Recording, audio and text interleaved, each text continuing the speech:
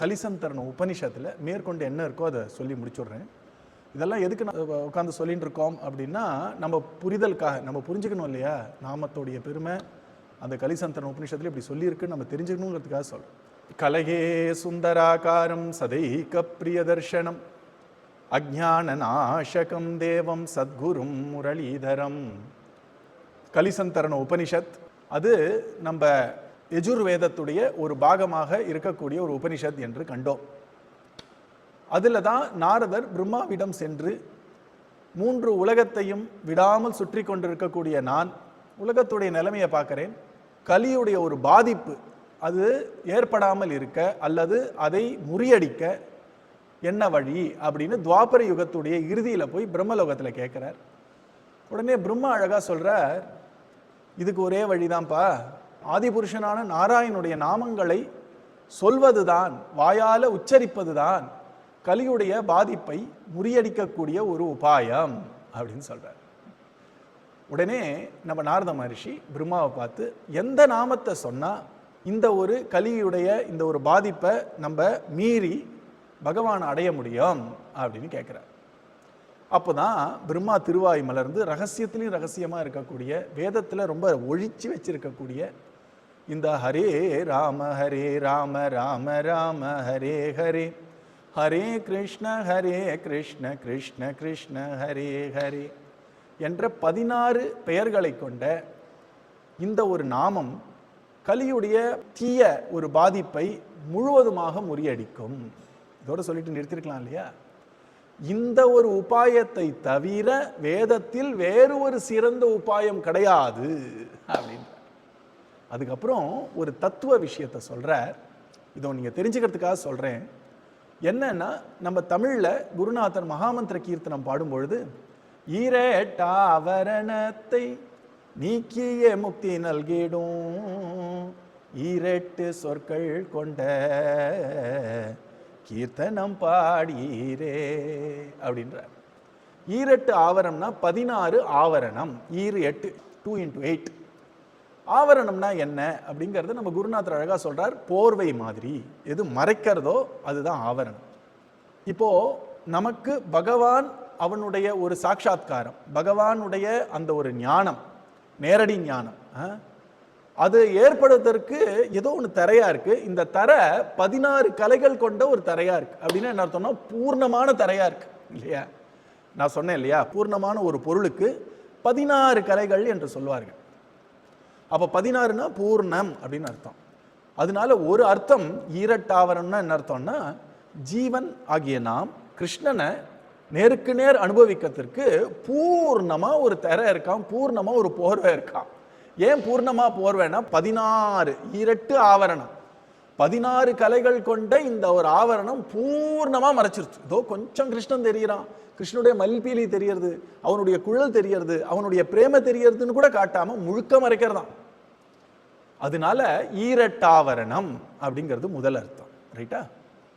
2வது அர்த்தம், நமக்கும் பகவான், நம் உள்ளே இருக்கக்கூடிய அந்தர்யாமியான பகவான், நமக்கும் அந்தர்யாமிக்கும் ஒரு தடையா இருக்கிறது 16 போர்வைகள் அப்படின்னு சொல்றார்கள். என்னென்ன அது அப்படின்னு பார்த்தா, நமக்கு 5 பிராணன்கள் இருக்கு. மூச்சை உள்ள விடுறோம், வெளில விடுறோம், இதெல்லாம் இருக்கு இல்லையா? அப்புறம் இந்த மூச்சு காத்து உள்ள போய் பிராணனா மாறுறது இல்லையா?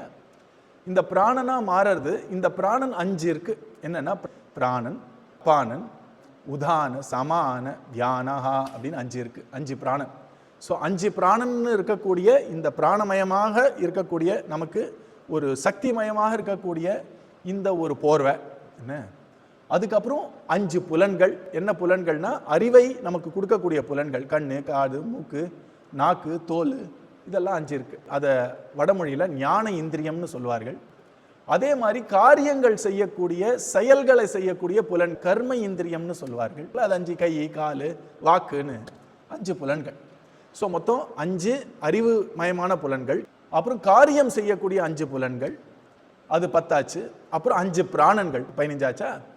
இது எல்லாத்தையும் உள்ள நடத்தக்கூடிய மனசு, உள்ள மனம்னு ஒன்று இருக்கிறதுனால தானே புலன்கள் வேலை செய்யறது, எல்லாம் நடக்கிறது. எண்ணங்களை நினைக்கிறது மனசு, சந்தேகப்படுறது இதெல்லாம் மனசு, உறுதியை கொண்டு வருவது புத்தின்னு சொல்கிறோம்.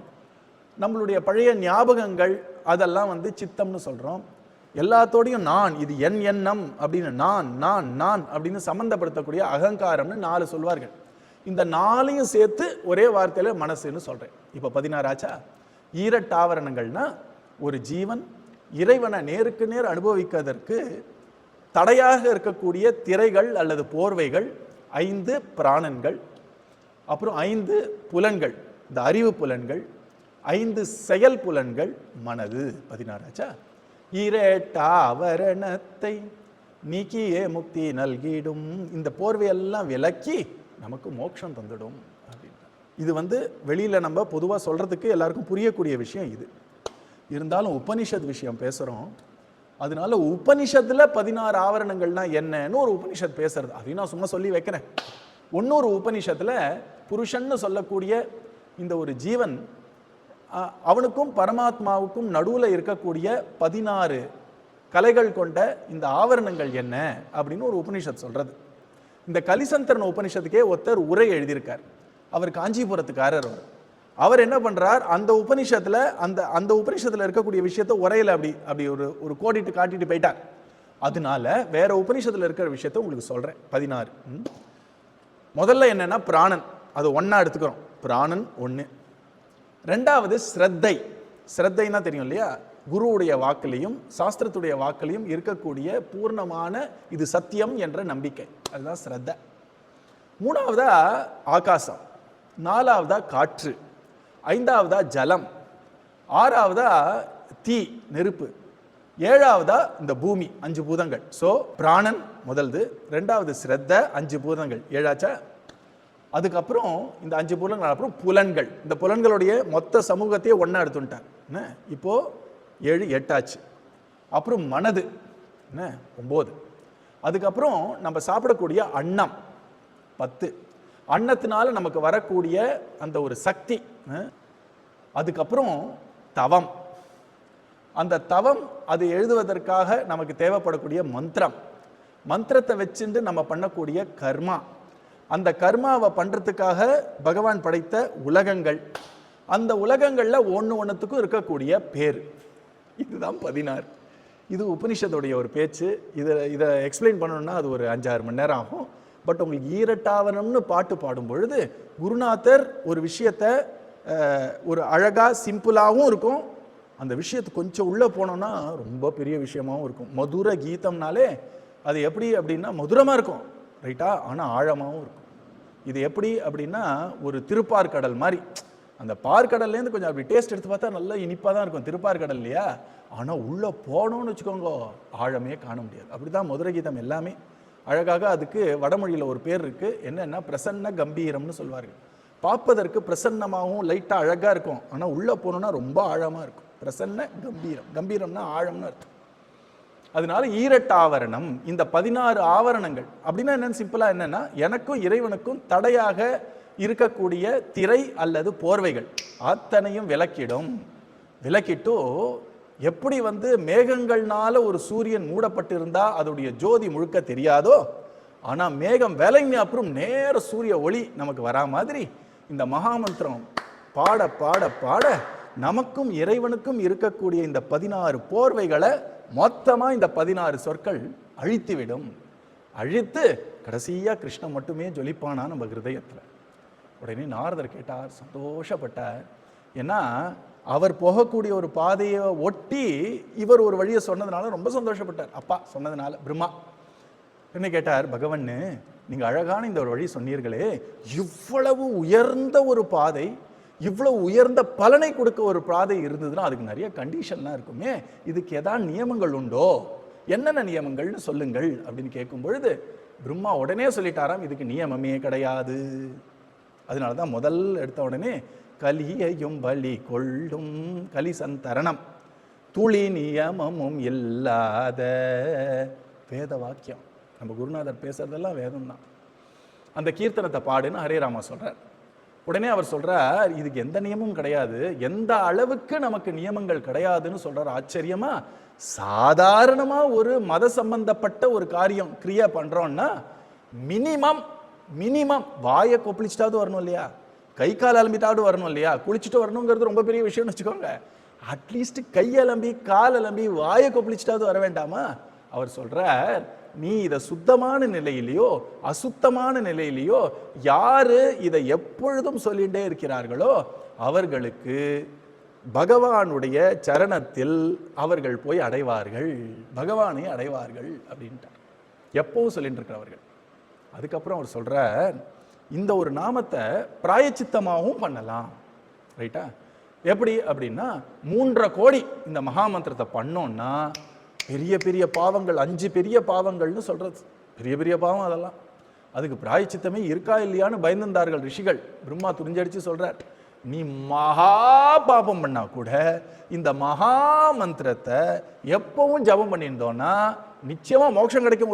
ஒரு பக்கம் இருக்கட்டும், 3.5 கோடி தடவை நீ ஜபம் பண்ணேன்னா உன்னை எல்லா பாவமும் போயிடும் அப்படின்ற. எல்லா பாவமும் போயிடும்.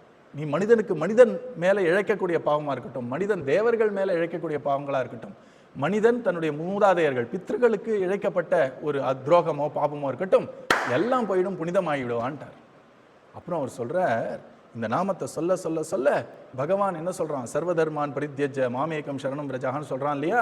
இந்த நாமம் சொல்ல சொல்ல சொல்ல எல்லா விஷயத்திலேருந்தும் விடுபட்டு, எல்லா பாவத்திலேருந்தும் விடுபட்டு, எல்லாத்தையும் விட்டு அவன் முக்தனாகி இறைவனையே போய் அடைவான், அவன் முழுவதுமாக சம்சாரத்திலிருந்து வெளியேற்றப்படுவான் அப்படின்னு சொல்றது. எவ்வளவு அழகான ஒரு பாதை, நியமங்களே இல்லாத ஒரு பாதை. அதனால்தான் அடிக்கடி சாக்கு சொல்ல முடியாத ஒரு போக்கு இது. என்ன போக்குன்னா போற வழி தானே. இது நாமம் அப்படின்ற அந்த காலக்ஷேபத்துக்கு பண்ண முடியாதுன்னு சாக்கே சொல்ல முடியாது. கொஞ்ச நேரம் ராமான்னு சொல்லிட்டு போயேன், நான் ராமான்லாம் சொல்ல மாட்டேன் சார் அப்படின்னு சொல்லும் போதே ராமானு வந்துருக்கு தேடா. அவ்வளவு சுலபமா இருக்கா இந்த நாமம். இதைத்தான் கலிசந்தரன் உபனிஷத் அப்படின்ற உபனிஷத் எடுத்து காட்டுறது. இந்த ஒரு மகாமந்திர கீர்த்தனம் வேத வாக்கு. ஹிந்துவா பிறந்துட்டோம்னா நமக்கெல்லாம் எது பெரிய பிரமாணம்னா வேதம் தான். அந்த வேதமே, வேத மாதாவே பரம கருணையினால ரகசியத்திலையும் ரகசியமா இருக்கக்கூடிய, ரகசியம்னா என்ன அர்த்தம்னு நம்ம பார்த்தோம் இல்லையா? 4 பேருக்கு தெரியாம 2 பேர் குசு குசுன்னு பேசுறதுனால மட்டும் ரகசியம் கிடையாது. வெளில சொன்னா கூட புரியக்கூடாது, புரிஞ்சா கூட அவளால் அது போக முடியாம ஆயிடும் இல்லையா? நம்ம கூரை மேல நின்று தானே எல்லாரும் கத்துறார்கள் பாவம் மகான்கள் எல்லாரும். நம்ம வியாச பகவான்லேருந்து ஆரம்பிச்சு, பகவான் ஸ்ரீ கிருஷ்ணன்லேருந்து ஆரம்பிச்சு, ஆதிசங்கர பகவத் பாதால், பகவத் ராமானுஜாச்சாரியர், மத்வாச்சாரியர், சைத்தன்ய மகாபிரபு, ராமகிருஷ்ண பரமஹம்சர், ஸ்ரீ ஸ்ரீ அண்ணா, நம்ம குருநாதர் எல்லாரும் துக்காராம் சொல்றார், துக்காமனே ஹா கருணி அப்படின்றார். என்னன்னா, நான் ஒரு கூரை மேல நின்று கூவறேன், என்னன்னா நாம தான் கதி, நாம பரத்தே சாதனனாகி. இது தெரியாமையா இருக்காங்க எல்லாரும், தெரிஞ்சா கூட நம்பிக்கை வரல. பார்த்தேடா, நம்பிக்கை வரலையே. நாம தான் கத்தின்னு நம்பிக்கை யாருக்கு வருது? நம்மள மாதிரி ஒரு 100 பேர், 200 பேர், 1 லட்சம் பேர், 1 கோடினே வச்சுப்போமே, 100 கோடி இருக்காருங்களே, அதுல 1 கோடிக்கு தானே வருது இல்லையா? அப்படி இருந்ததுன்னா ஏன் அப்படின்னா பாக்கியம். பகவான் இன்னும் அவளுக்கு டைம் வரல, அவளுக்கு ஒரு நாள் டைம் வரும், இப்போ வரல. நம்ம பாக்கியம் பண்ணியிருக்கோம், நமக்கு நம்பிக்கை வந்துடுத்து, நமக்கு ஒரு சத்சங்கம் வந்துடுத்து, நமக்கு ஒரு குருநாதர் வந்துட்டார். அதனால நம்மளால இந்த நாமத்தினால நம்ம கரையேறுவோம் அப்படின்ற நம்பிக்கை முழுக்க இருக்கு. நானே விளையாட்டா சொல்லுவது உண்டு, நம்ம சத்சங்கத்தில் இந்த ஜென்மாக்கு அப்புறம் ஜென்மா இல்லைங்கிறதுல பூர்ண நம்பிக்கை எல்லாருக்கும் உண்டு.